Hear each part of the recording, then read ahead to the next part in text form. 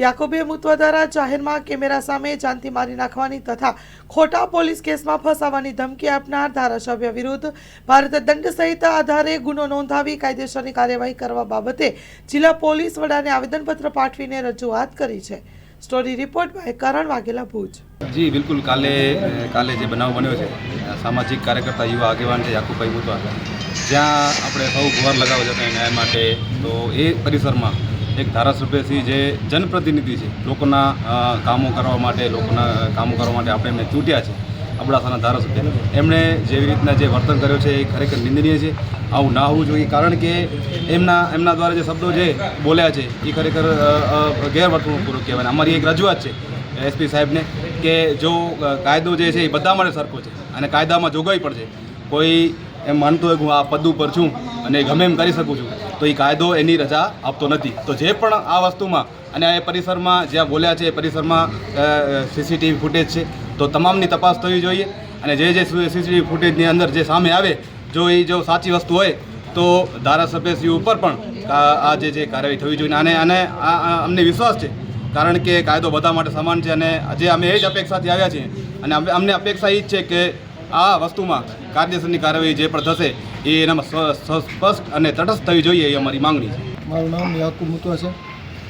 કાલે અબડાસાના ધારાસભ્ય પ્રદ્યુમનસિંહ જાડેજા દ્વારા કલેક્ટર કચેરીની અંદર મને જાહેરમાં ધમકી આપવામાં આવી છે કે તમને ગુમ કરી દેવામાં આવશે। તો હકીકતમાં કલેક્ટર કચેરીની અંદર આવા બનાવ બનતા હોય તો લોકો સડક ઉપર કેવી રીતે સુરક્ષિત હોઈ શકશે? એક તો સરકાર સાથે આ સિસ્ટમ સાથે પ્રશ્ન છે અને બીજો જે મેન અબડાસા ધારાસભ્યને તકલીફ છે એ માત્ર તકલીફ એ છે કે ટ્રકોને ફરી ખાવડાથી ભુજથી જખૌ જવું પડે છે, એ મેઇન પ્રોબ્લેમ છે। આ પ્રોબ્લેમના કારણે મન દુઃખ રાખીને મારા સામે ધાક ધમકીઓ કરવામાં આવી રહી છે જેના વિરુદ્ધમાં આજે અમે એસપી સાહેબને રજૂઆત કરી છે અને જરૂરત પડશે તો કોર્ટમાં પણ આપણે જવાની તૈયારી રાખીએ છીએ અને પોલીસ પ્રશાસન એસપી સાહેબે કીધું છે કે અમે તપાસ કરશું। હકીકતમાં વાત ધમકીની કે આવી છે પણ એક ધારાસભ્ય જે પદ ઉપર છે અને કલેક્ટર ઓફિસમાં ધમકી આપે છે તો કલેક્ટર કચેરી ઉપર સવાલ પેદા થાય છે, કચ્છના વહીવટી તંત્ર ઉપર સવાલ ઊભા થાય છે અને ધમકીઓના કારણો માત્ર એટલા કે ગાડીઓને ફરી જવું પડે છે। હવે ઢોરો ગામમાં કે લડવાયામાં કોઈ ગાડીઓવાળા ઉપર પથ્થર મારે તો એનું હું જવાબદાર નથી। હું કાયદેસરની રજૂઆત કરું છું અને ભારતના કાયદા મુજબ રજૂઆત કરું છું। અબડાસા ધારાસભ્યને કોઈ પણ તકલીફ હોય પણ ટ્રકો ઉપર કોઈ પથ્થરમારો થાય કે કોઈ પણ વ્યક્તિ ટ્રક રોકે તો એનું હું જવાબદાર નથી। આ કાયદા વ્યવસ્થાને જાળવી રાખવા માટે લોકો પોતાનો પ્રયાસ કરે છે, એ પ્રયાસ લોકો ચાલુ રાખશે, એમાં હું ક્યાં પણ જવાબદાર નથી। મારી રજૂઆત આટલી છે કે ધારાસભ્ય ઉપર ફરિયાદ દાખલ કરવામાં આવે। જે ગુનાહિત પ્રવૃત્તિ ધારાસભ્ય કરે છે, લોકો ઉપર ધાક ધમકી કરે છે, એ કાયદા વિરુદ્ધ છે। સુપ્રીમ કોર્ટની ગાઈડલાઇન છે કોઈ પણ વ્યક્તિ કાયદાથી ઉપર નથી, કાયદો બધાથી સર્વોપર છે। આજરોજ અમે મુસ્લિમ યુવા કોર કમિટી અને વિવિધ સામાજિક સંસ્થાઓ અને પક્ષો દ્વારા રાજકીય પક્ષો દ્વારા કાલના રોજ બનાવ બન્યો છે કે યાકુબભાઈ મુતવા જે કચ્છ મુસ્લિમ સમાજના સામાજિક આગેવાન છે તેને બીજેપીના એમએલએ અબડાસાના પ્રદ્યુમનસિંહ જાડેજા દ્વારા કલેક્ટર ઓફિસના અંદર ધમકી આપવામાં આવી હતી।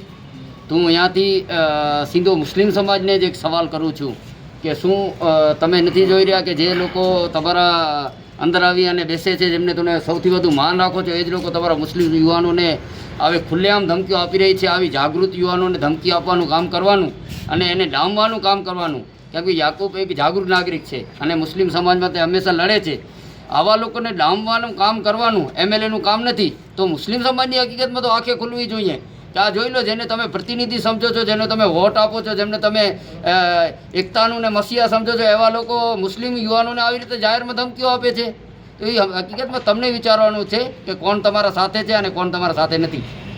સમાજના યુવા આગેવાન યાકુબભાઈ મુતવા જે હર હંમેશ સમાજ માટે અને સમાજના ગરીબ મજલૂબ દરેક સમાજ દરેક ધર્મના લોકો માટે ઊભા રહ્યા છે, તેમને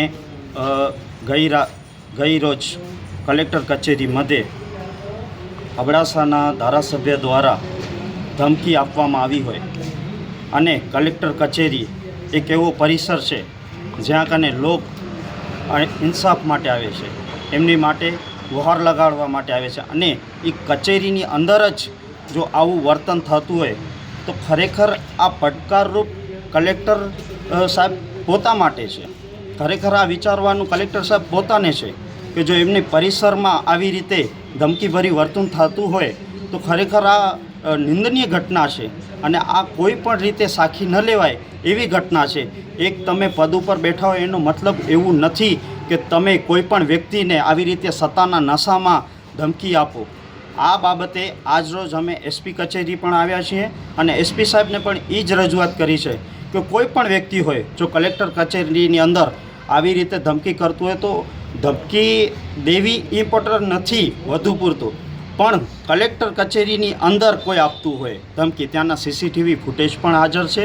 આ બાબતે આજરોજ અમે એસપી સાહેબની ઓફિસે એ જ રજૂઆત મૂકી અને આ એક પડકાર ખરેખર કલેક્ટર સાહેબ પોતા માટે છે. જો તમે કહેતા હો કે અમે લોકો માટે છીએ, જનતાની સેવા માટે છીએ, તો એક સામાજિક કાર્યકરને આવી રીતે તમારા પરિસરની અંદર કલેક્ટર કચેરીની અંદર જો ધમકી અપાતી હોય અને કોઈ પણ એક્શન લેવામાં ન આવે તો ખરેખર આ દુઃખદ ઘટના છે અને નિંદનીય ઘટના છે. આ બાબતે એસપી સાહેબ અને કલેક્ટર સાહેબ ફરિયાદ લે, એફઆઈઆર નોંધે અને કોઈ પણ આ બાબતે આમાં સંડોવાયેલા હોય વ્યક્તિઓ એમના ઉપર એક્શન લેવામાં આવે તેવી જ આજરોજ અમારા આગેવાનો દ્વારા રજૂઆત કરવામાં આવી છે. હા, તમે રજૂઆત તો મૂકેલી છે, પણ ખરેખર એના ઉપર ફરિયાદ કે કાંઈ એક્શન લેવામાં આવશે? તમારો જે સવાલ છે એ જ લોકોના જનમતનો પણ સવાલ છે. લોકો પણ એ કહી રહ્યા છે કે ક્યાંક ને ક્યાંક આ એસપી સાહેબ હોય કે કલેક્ટર સાહેબ હોય કે વ્યક્તિઓ ઉપર એક્શન લેશે. એ ખરેખર લોકોમાં પણ એ શંકા કુશંકા એટલા માટે છે કે ક્યાંક ને ક્યાંક કઠપુતલી બનીને આપણે ન રહી જઈએ. આપણે એક ચેરપર્સન છીએ, જે ખુરશી ઉપર બેઠા છીએ, એ ખુરશીનું માન અને સન્માન જળવાઈ રહે. કોઈ પણ વ્યક્તિ હોય એના ઉપર એક્શન થવું જોઈએ. આ દાખલા રૂપી પગલાં ભરવા જ પડશે ક્યાંક ને ક્યાંક. ને હું એ ધારાસભ્યને પણ કહેવા માગું છું કે કાયદો હાથમાં લેનાર કદી પણ અગાઉના ધારાસભ્ય રહી ચૂક્યા છે, એ આજે ક્યાં છે કોઈને નથી મળતા. તમારા મીડિયા સમક્ષ કોઈ જઈ અને માઇકની બાઇક પણ લઈ આવ, એ ધારાસભ્ય નથી મળતા. એટલે આ સત્તાના નશામાં એવું ન થાય. ઇલેક્શન ચૂંટણીઓ આવે છે, જાય છે, ધારાસભ્યના પદ 5 વર્ષ માટે હોય છે. આપણને જનતાની વચ્ચે જવાનું હોય છે, પબ્લિકની વચ્ચે જવાનું હોય છે. આજે જો એસપી સાહેબ કે કલેક્ટર સાહેબ આ બાબતે એક્શન નહીં લે તો ક્યાંક ને ક્યાંક યુવાનો ઉશ્કેરાશે આ બાબતે કે કાયદોમાં કોઈ એવું નથી કે કાયદો કોઈ પણ હાથમાં લઈ શકે છે. કાલે પરસો અગર આ ધારાસભ્ય જશે જનતાની વચ્ચે અને કોઈ પણ નવયુવાન ઊભો થઈને કોઈક એમને એવી ધમકી ભર્યું આપી દે કે કોઈક કાયદો હાથમાં લઈને કોઈક લાફા ઝળકી દે, એવું થઈ શકે છે. કારણ કે એક્શન ન લેવામાં આવે તો, કારણ કે બધા યુવાનો એમ જ સમજશે કે કાયદો વાંધો નથી, અમે કરી શકીએ છીએ, હાથમાં લઈ શકીએ છીએ, એક્શન લેવાતો નથી. એટલે ક્યાંક ને ક્યાંક આ વિચારવા જેવી બાબત છે. પેઢીઓની પ્રીત જ્યાં વિશ્વાસનું છે નામ, કલા અને સંસ્કારનું ગૌરવ બનતું આધાર. 5મી પેઢીના વારસામાં ઝળકે સોનાની શાન, મોક્ષા એટલે અંતરની શ્રદ્ધા અને સાચું સન્માન. 5 પેઢીનું આ સાથ સદાય અમર રહેશે. 5 પેઢીનું અતૂટ વિશ્વાસ એટલે કેરાનું ઘરેણું મોક્ષા જ્વેલર્સ.